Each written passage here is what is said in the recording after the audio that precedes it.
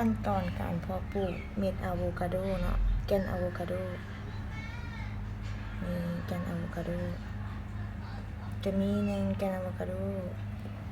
2แมนไม้จิ้มแขวเนาะไม้จิ้มฟัน3แมนน้ำลาดหลังจากนั้นเราก็เอาไม้จิ้มแควเสียบเข้าทางกลางเบิ่งแวกกลางเนาะเสียบเข้าทางข้างนี้กับข้างนี้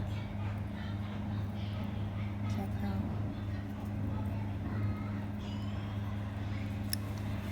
อย่างนี้เนาะแล้วเอามาตั้งใส่บ่ได้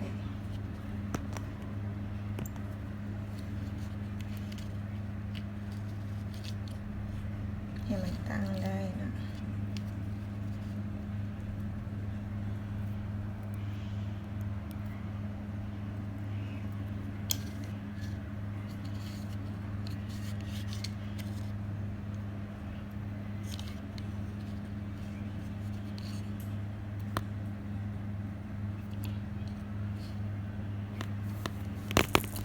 ตั้งได้แบบนี้ปึ๊บนะ